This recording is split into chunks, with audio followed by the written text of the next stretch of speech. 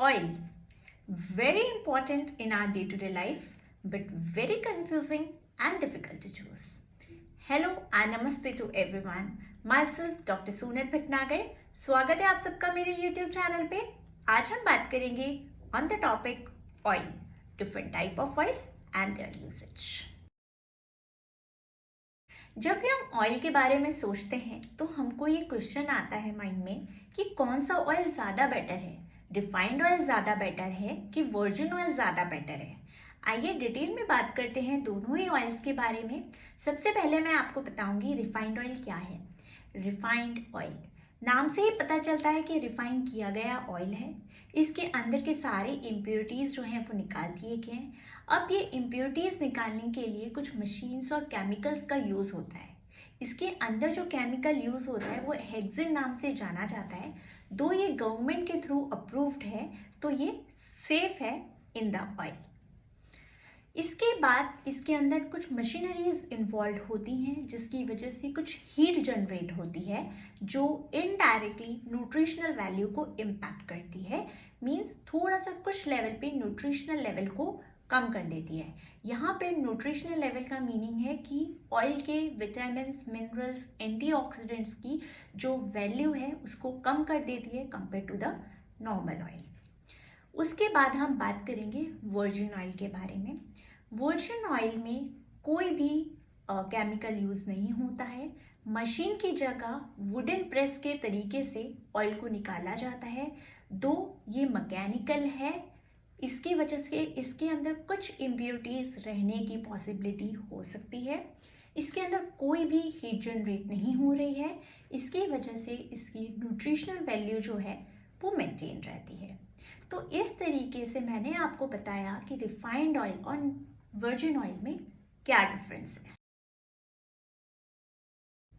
Oil जो बहुत ज़्यादा इम्पॉर्टेंट है हमारे डे टू डे लाइफ के लिए, तो उसके गाइडलाइंस एंड टिप्स भी बहुत ज़्यादा इम्पॉर्टेंट होने चाहिए। तो आज मैं आपको बताऊंगी guidelines for choosing your oil.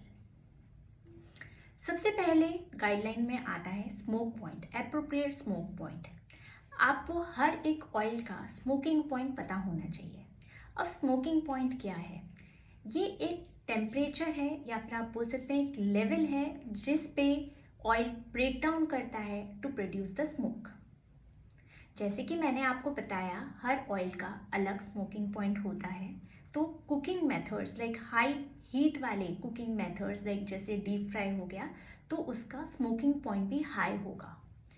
या फिर अगर आप कोई वेजिटेबल्स को सौते कर रहे हैं या फिर आप जर्नल कुकिंग कर रहे हैं तो उसके लिए आप मीडियम लेवल का स्मोकिंग पॉइंट चूज कर सकते हैं।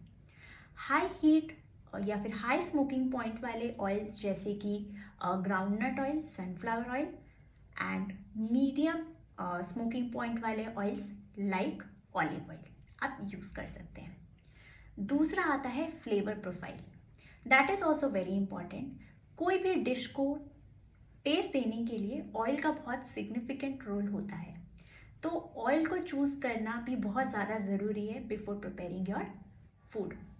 अगर आप कुछ न्यूट्रल टाइप का फ्लेवर चाहते हैं then you can opt for sunflower oil, groundnut oil, canola oil और द वेजिटेबल ऑयल।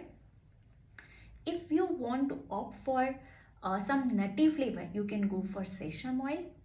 अगर आपको लगता है कि नहीं कुछ माइल्ड फ्रूटी फ्लेवर चाहिए तो आप ऑलिव ऑयल ले सकते हैं। कभी कभी आपको लगता है कि कोकोनट फ्लेवर चाहिए तो you can add the coconut flavour in that या फिर कोकोनट ऑयल इन दैट। तीसरा मैं आपको बताऊंगी हेल्थ कंसिडरेशन। हेल्थ कंसिडरेशन बहुत ज़्यादा इम्पॉर्टेंट होती है बिफोर चूजिंग द ऑयल। सबसे पहले आपको इस चीज़ का ध्यान देना है कि ऐसा ऑयल चूज़ करें जिसके अंदर मोनोसैचुरेटेड फैट हो। जैसा कि एग्जाम्पल हो गया आपका olive oil, avocado oil, grape seed oil. और ऐसे ऑयल्स को थोड़ा सा अवॉइड किया जाए या फिर मॉडरेशन में यूज़ किया जाए जिसके अंदर सैचुरेटेड फैट्स हैं।